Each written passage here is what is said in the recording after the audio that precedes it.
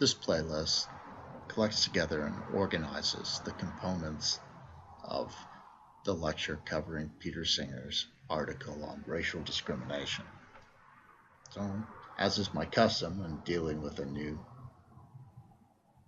philosopher, I'll begin the lecture by giving you a little biographical information about Peter Singer, talking about his general research areas, and listing off some of his more significant contributions to the discipline.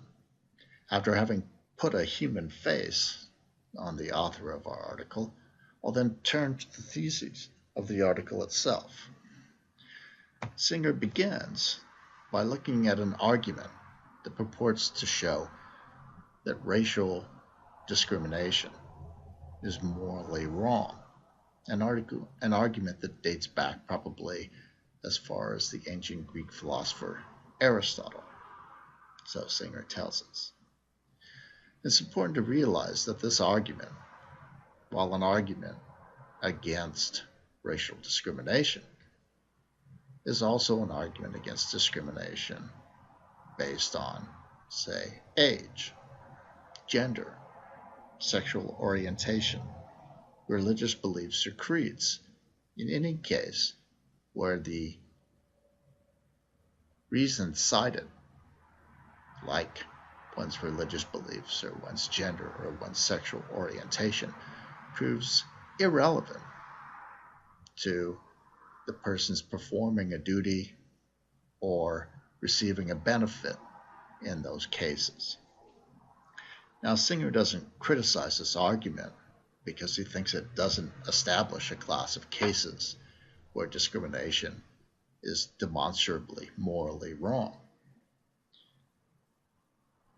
Instead, Singer embraces those outcomes of the argument, but he criticizes the argument because he thinks it proves inadequate against a larger picture of discriminatory practices and a more nuanced and subtle evaluation of their moral status.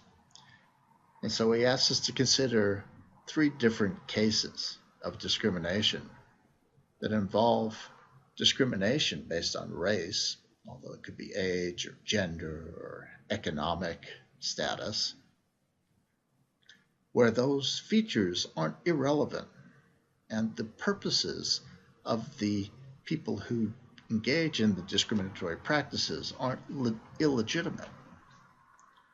And so he asks us to consider, first of all, the case of a director who, in hiring actors, takes race into consideration. And Singer asks us to consider the case of a cake shop owner in a racist town who, in hiring employees, takes the racist beliefs of his or her clientele into consideration in hiring employees.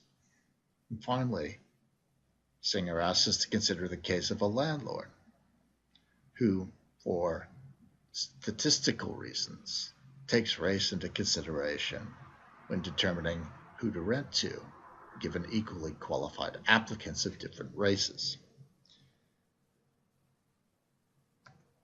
Once Singer introduces these cases, talks about the different intuitions that he thinks comprise the majority intuition regarding these cases, he tries to suss out general principled reasons for distinguishing amongst the cases, and for arguing that the last 2 cases in particular are cases where the discrimination, though not based on irrelevant features of individuals, is in fact nevertheless morally wrong. And he develops that argument into what I call the minimizing harm argument. And we'll finish the lecture by looking at the minimizing harm argument and the sorts of principles to which it appeals. So this is Peter Singer. This is Peter Singer at least a decade ago. It's a pretty old picture. He was born in Melbourne, Australia in 1946. He studied at the University of Melbourne, where he received a BA in 1967 and an MA in 1969, both in philosophy. He completed his B.Phil, which is the British equivalent of a PhD, at Oxford on scholarship in 1971. He taught at a number of places, but primarily at the University of Melbourne until 1999, when he accepted the Ira W. DeCamp Professor of Bioethics position at the Center for Human Values at Princeton University. And that has remained his primary academic institution since that time, though he's visited a number of places. Singer's books include Animal Liberation, Practical Ethics, The Expanding Circle, How Are We to Live, Rethinking Life and Death, A Darwinian Left, Writings on an Ethical Life, One World, and Pushing Time Away. So he's incredibly prolific, and he's also incredibly influential. He's possibly the best known philosopher of our time, and he's certainly been influential both in philosophy and in the wider social circles that he's inhabited. He's also the founding president of the International Association of Bioethics.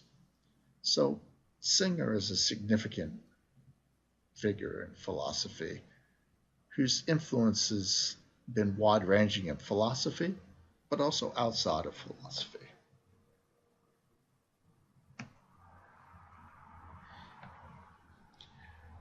In this particular paper, Singer tells us that, in his view, people need to have an adequate understanding of what makes racism wrong in order to satisfactorily handle the daily problems and mitigate the threat of racism in the future. And so he's writing this article in order to consider the most common argument against race-based discrimination, what I call the irrelevancy argument. Singer's going to claim that while this argument is legitimate and does establish that certain acts of racial discrimination are in fact morally wrong, the argument and its principles prove inadequate as a complete and general account of why discrimination based on properties like race, gender, creed proves ethically blameworthy. And this is what we're going to want to consider in the next segment.